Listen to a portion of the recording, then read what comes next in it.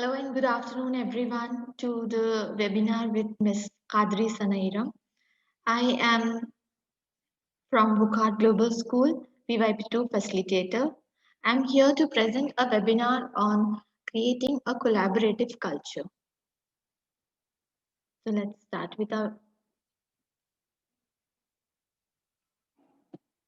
Hi, Nidhi.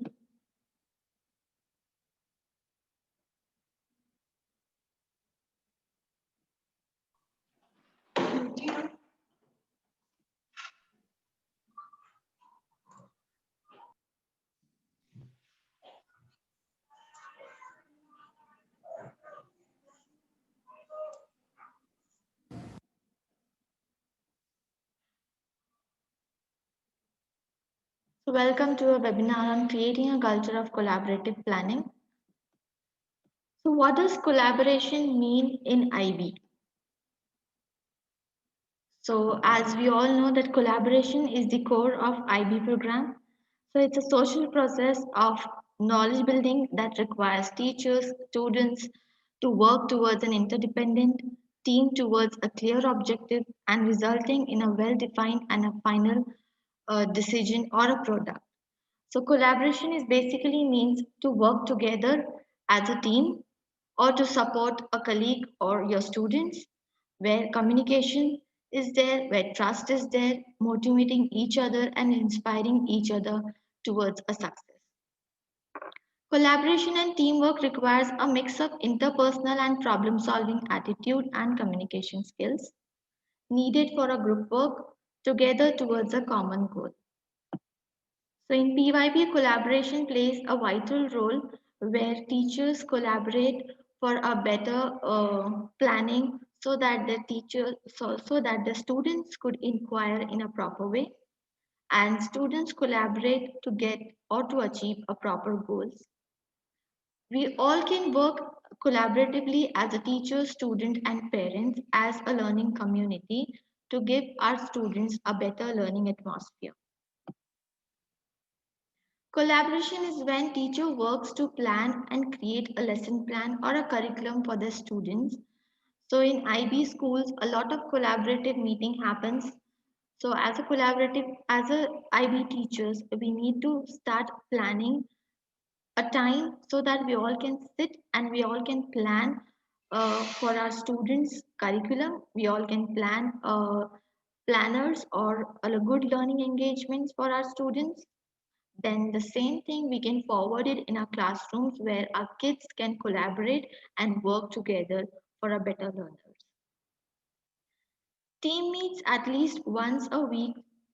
We all should meet at least once a week so that we all can reflect on how our units are working, how the students are behaving in the class, how we should take our unit of inquiry forward, how should we come up with the new strategies and with the new learnings so that our kids could learn in a better way, where we all teachers or we all as a parents can share our understanding, share each other the students learning to work properly.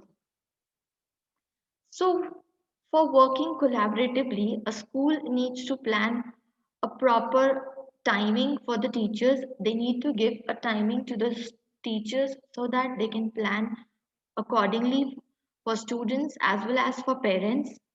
We need to take out a time from our busy schedules so that we can work towards a better organization. We can work better for our kids and for our parents.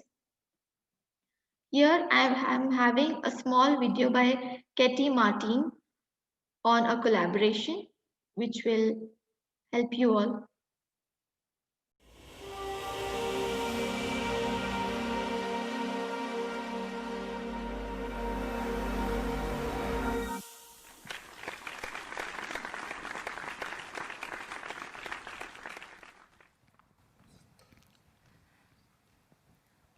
When I was in 3rd grade, my teacher made me read The Mouse and the Motorcycle. And then she made me answer questions to prove that I read The Mouse and the Motorcycle. It made me hate The Mouse and the Motorcycle. I remember thinking a lot of times through school, there has got to be a better way.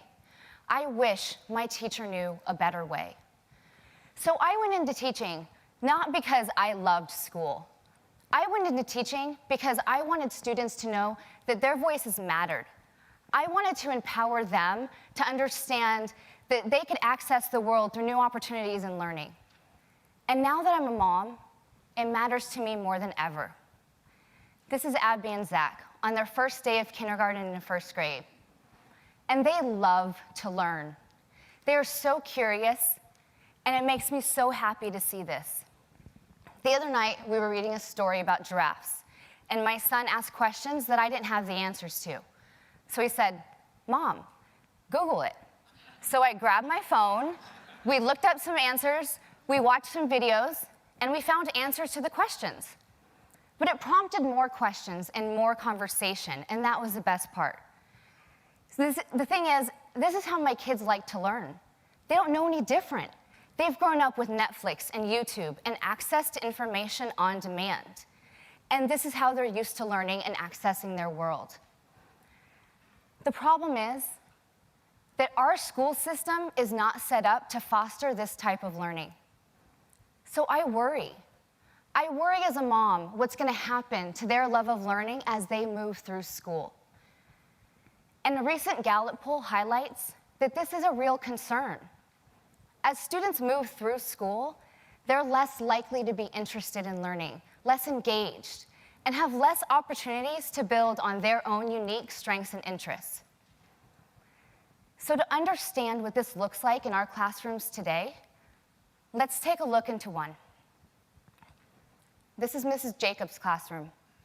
She's calling on each of her students, one by one, to memorize and identify each of the 50 states and their geographic location. Now, if you look closely, you might notice the atlas. You might notice the worksheet. You might not notice the iPad that's turned over on her desk. So with resources and access, not much has changed in this classroom since when I was in school.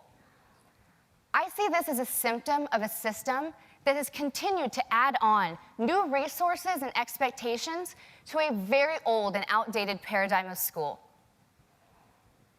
I think we have the opportunity, but more than that, the obligation to change how students learn in school today.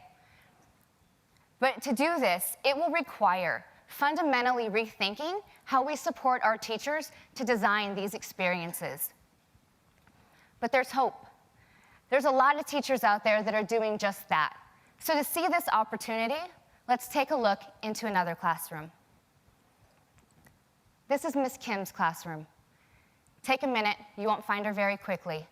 She's huddled with a group of students as they're practicing their pitch they're going to propose to a local water board, while another group of students is busy practicing in their proposal for a business.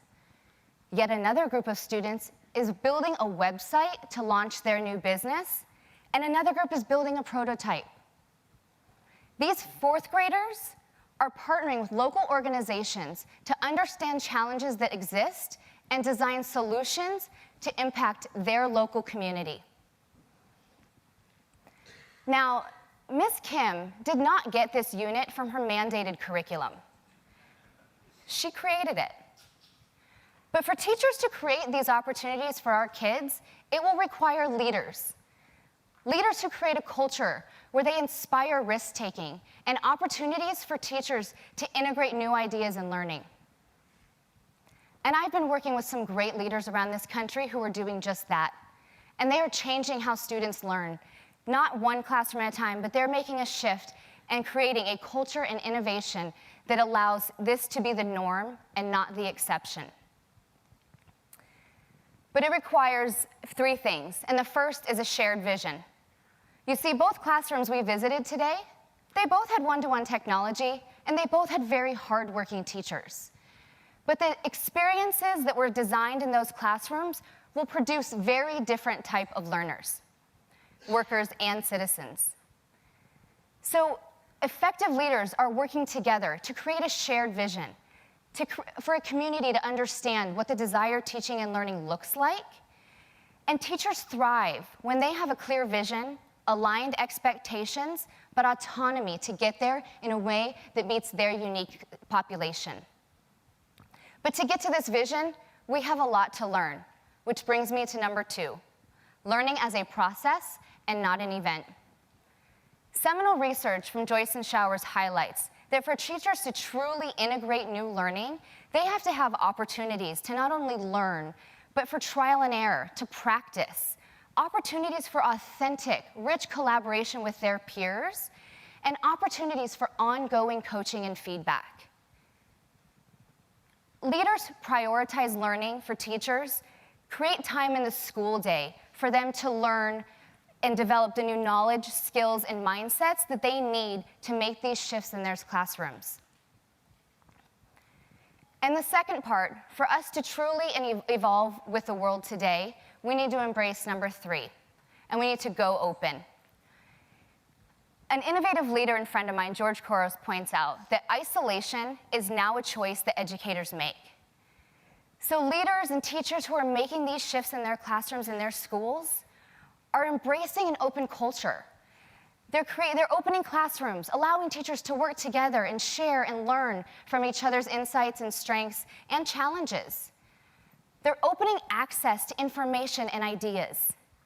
And they're creating and building and learning through networks to improve our schools. So for you systems thinkers, or aspiring systems thinkers, if we understand that every system is perfectly designed to create the results it gets, then think about these 2 questions. Are you creating systems for teachers to comply and implement your ideas and your programs? Or are you creating systems to bring people together to learn and create better opportunities for the kids in their classrooms? You see, I want Abby and Zach to grow up in an era of education where they are inspired, where they love learning more today than their first day of kindergarten and first grade when they graduate high school. I want them to be able to grow and learn and be able to build on their own strength and interests so that they know that they have a place in this world. But to do that, it will require leaders who create a shared vision, who embrace learning as a culture, and allow their schools and classrooms to go open. So I'll leave you with this final thought. We can continue to buy new programs and buy new resources, but if we fail to engage teachers and empower them to design better experiences for the kids in our classrooms, I believe we will miss out on the greatest opportunity in educational reform. Thank you.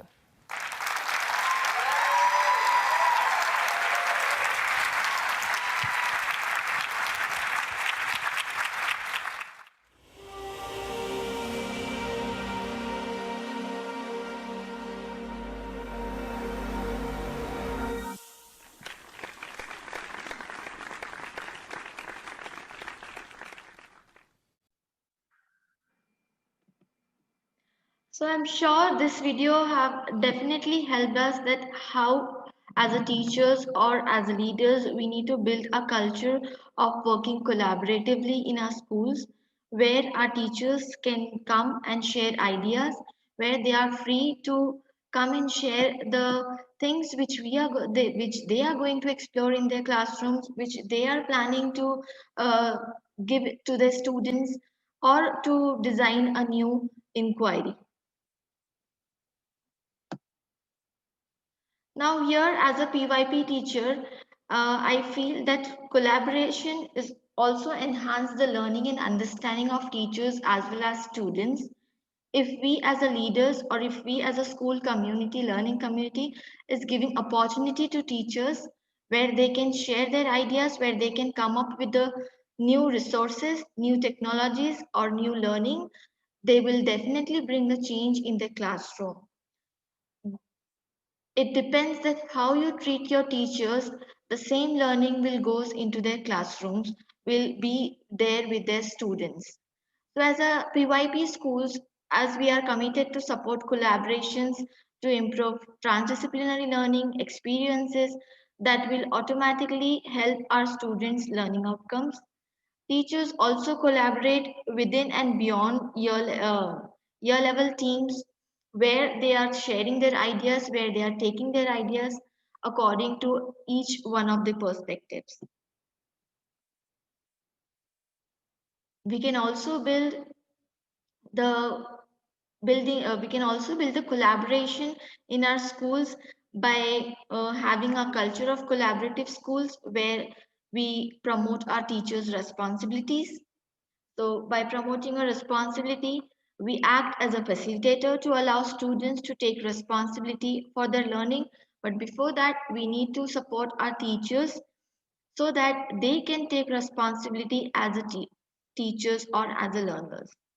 We need to start appreciating and multiplying the point of views which our teachers are presenting in class or in the meetings which we are having, where they have uh, an ample of opportunities where they can press, where they can share their students' work, where they can share their personal learnings.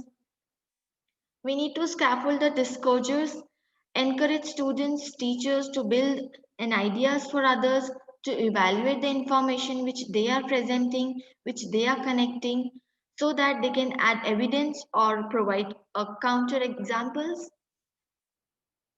Start making essential agreements between you and your teachers or between you and your students, which will help us to create a better school culture. You can come up with a small agreements like I agree with your ideas. Start uh, helping your teachers or your students by telling a simple sentences which will build their confidence, which will build their uh, mm, uh, what will I say, which will build their confidence, which will build their personalities, where you can just say that yes, I like your ideas, but you need a support here. Give them feedback in a positive way. Focus on others. Try to focus on designing the classroom learning experiences. Help in building the mindset of asking questions to teachers, asking questions to students, so that they can emphasize their knowledge and their students' knowledge. Update your lesson plans. I have personally experienced this that when I have a UI classes, when I take my inquiry classes forward, in my inquiry cycles, I face problems, I go and collaborate with other teachers. No matter how much experience that teacher is having, what your coordinator will say, start sharing your learning, start sharing your inquiries, whatever is happening in your class. I am sure you will get the better ideas. You will get a new learning when you start collaborating with the teachers. Keep reflecting on your lesson plans after collaborating with others. Collaborate with parents to plan, give a better learning to your students. Collaborate with your kids that yes, this is what we are planning. This is how our inquiry will look like. But get to know the perspective of students and parents as well. I'm sure you will get a new way to your inquiry classes. Advocate for collaboration. Be very direct about your desire to create a collaborative culture. If you are having a desire to collaborate with so and so teachers, parents, or students, plan well before that what exactly you want to collaborate. Grab the opportunities so that you can design your planners, you can design the learnings, and allow your students to reflect and share their thoughts as well, their feelings, their ideas, so that a collaborative culture in the classroom or in the school will build you all to create a better world. Creating a collaborative culture takes time and remains continual process. Yes, so you need to be constant in your collaborative meetings. Take out a one particular time, at least in half an hour in a week, where you are dedicating that time for collaborating with your parents, collaborating with your students, collaborating with your teachers, which will get a new learning where you can project your learning, where you can project your students' learning. You can try to involve parents and other teachers in your classroom so that they can take initiative in progressing your students' learning.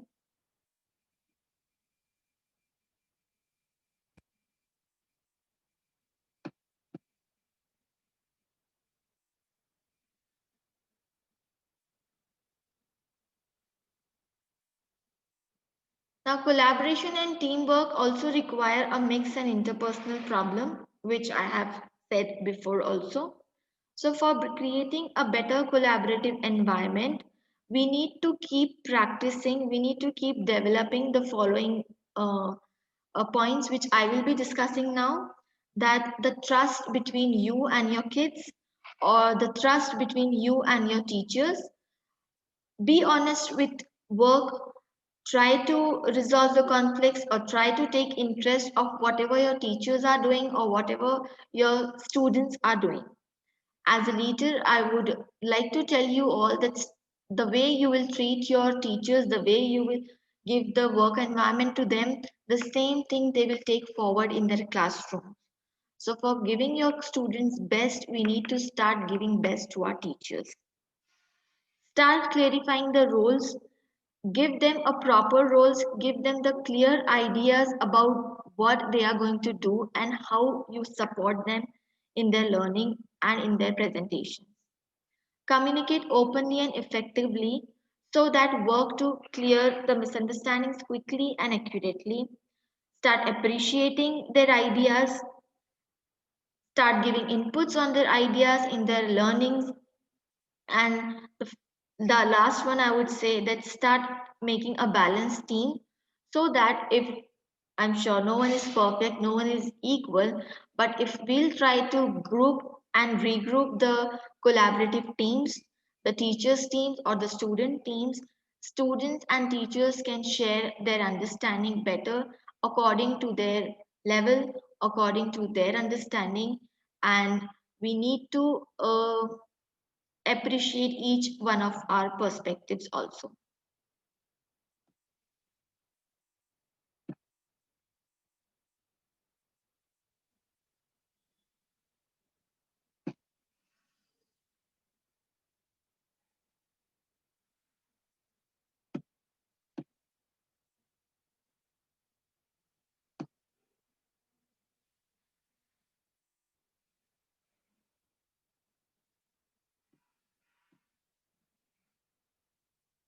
Now, I would like to end my session with one question where you all can give your inputs that what your school is doing to create a better culture for students and for teachers, how your school is building a collaborative culture in their schools, how you are taking out the timings, and what are your experience about the collaboration and the collaborative team which you are having.